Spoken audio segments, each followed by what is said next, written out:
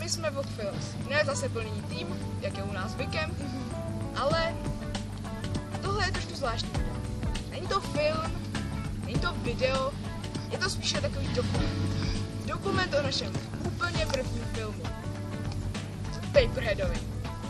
Takže ten film Paperhead byl natáčený tady v tom parku. První místo, kde se teda objevil, bylo trošku tam vzadu. To vám pak ukážeme. A údajně jsme ho tady nevymysleli, ale poprvé natáčeli. Že jsme natáčeli takový kratší záběr na Smíchově. Ano. A pak jsme se rozhodli, že natočíme lepší a delší tady v Lidových sadech. Pokud vás zajímá, jak ten záběr vypadá, tak nikde na YouTube ho nenajdete, ani tam u nás prostě nikde, ale jako úplný bonus, úplný extra Na konci tohoto videa. Víte co? Ne. Tady ho máte.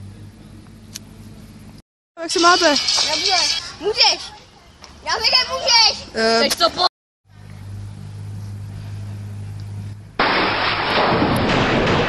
Tak já jsem David Žitník a hrál jsem hlavní roli Paperheada.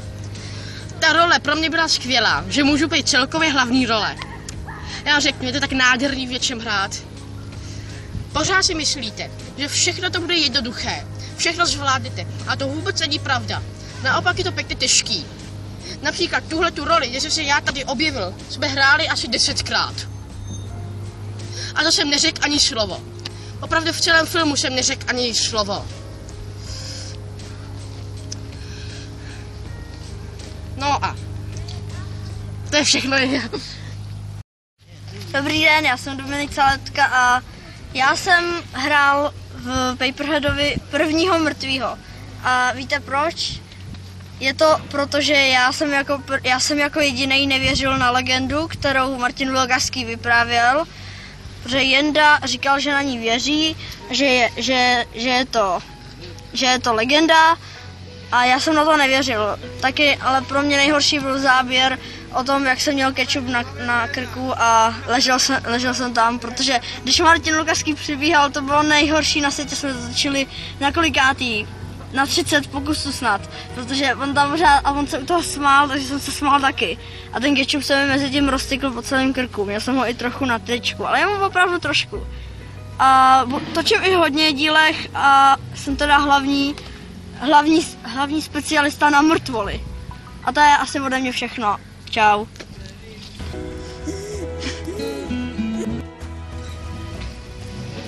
Takže, já jsem hrál u prvního Paperheada druhou oběť a pak jsem hrál ještě u první oběti toho oběšence, jak se tam mohli vidět.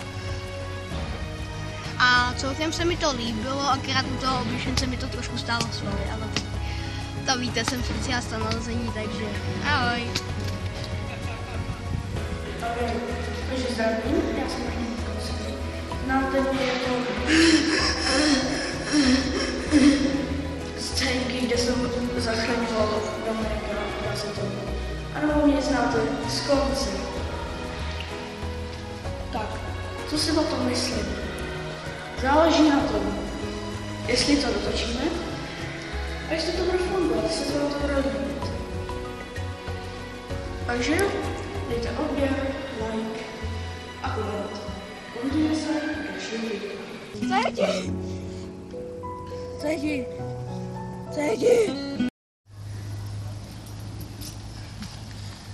Já věřím, že jste mě u prvního Paperheada ještě neviděli. Je k tomu i dobrý důvod. Já jsem tam totiž nehrál. V našich pozdějších filmech, které na tomhle kanále brzy uvidíte, jsem už hrál. Ale problém byl s tím, že já jsem dělal střih, kameramana a částečně i režii.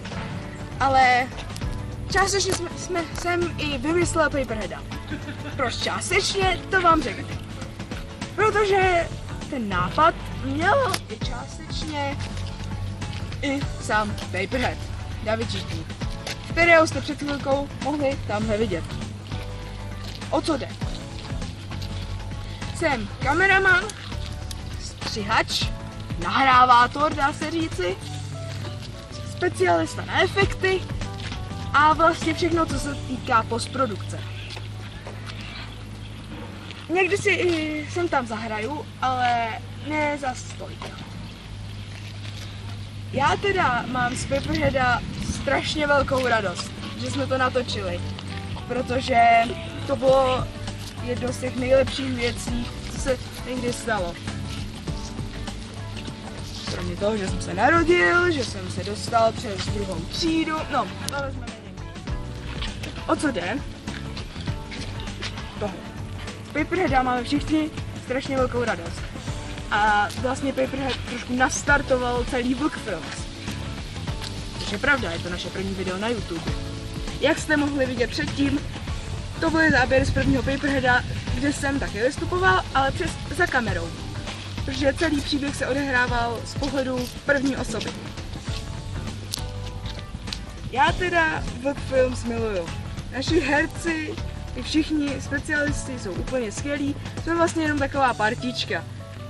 Máme svý sny, chceme něčeho dosáhnout, někteří nechtějí něčeho dosáhnout, někteří to dělají pro zábavu a někteří se na to koukají.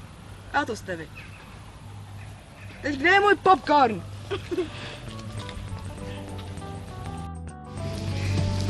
Se vám nemůžeme ukázat, že byl úplně první záběr. Doufám, že na to nemáme čas. Můžeme vám však ukázat něco jiného. Vím, že všichni víte, co to tady je. To jsou Riglovy sady. Tohle je vlastně narození Paperheada. Pojďte sem. Jak můžete vidět tamhle, odtud jsme přišli. Naši kluci.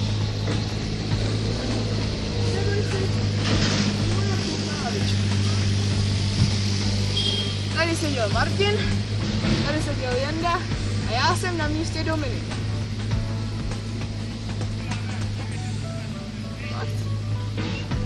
Prý Dominik seděl tady, Janda seděl tady. Nevadí. Jdeme dál.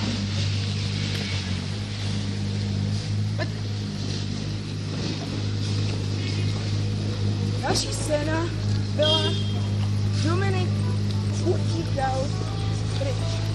Bylo tudy. Další záběr jsme natočili zde. Tady Dominik prošel. Náhle Roman. Jsme podruhé viděli Paperheada.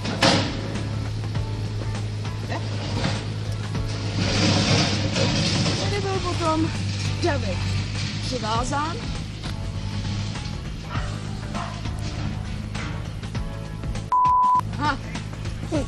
Omlouvám se, Dominik přivázán. Tady na té lavičce, kterou tady můžeme vidět. Potom vám ji ukážeme. Jak nemůžeme. Tady. Poprvé. Paperheada. Jak můžete vidět, tady to všechno začalo. A on, David, potom šel tudy.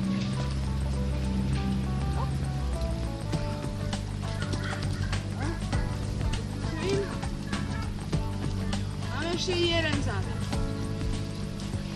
Jenda umřel tamhle a byl potom tam na lavičce oběšen. A tím, co Martin utíkal přímo tudy a dáme tomu David. No. A to je vlastně všechno. Všechny místa, kde se Paperhead natáčel.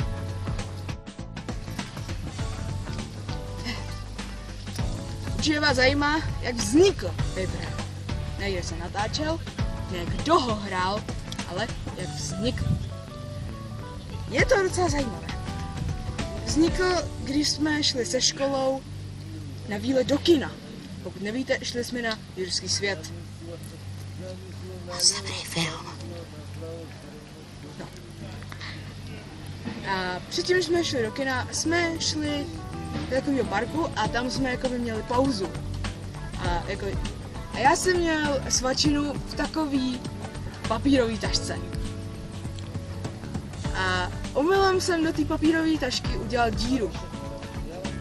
A pak jsme si s Davidem řekli, že do toho uděláme ještě jednu díru a mohla by z toho být maska. A pak už se to rozjelo. Pak jsme do toho zapojili všechny kluky. Pak jsme to natočili, první nějaký záběry, který vám potom ukážeme. A vlastně se to rozjelo, pak jsme se rozhodli, jak říkal David, udělat lepší a kvalitnější. Lepší vlastně znamená kvalitnější.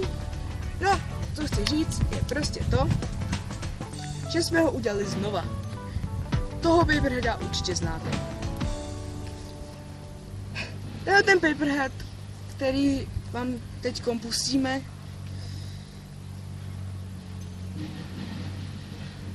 No, není špatný, ale není moc dobrý.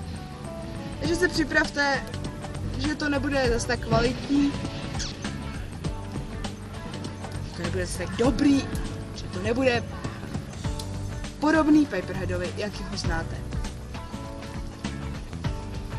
Ale má něco, co Paperhead už nikdy nebude mít.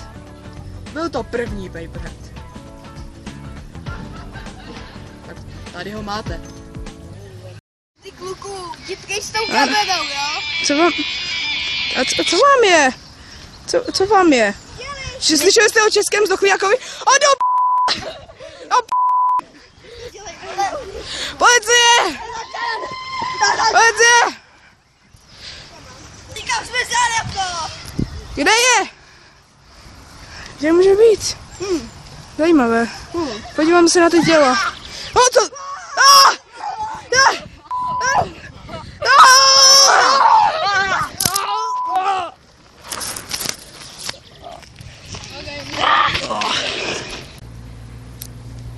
Děkujeme.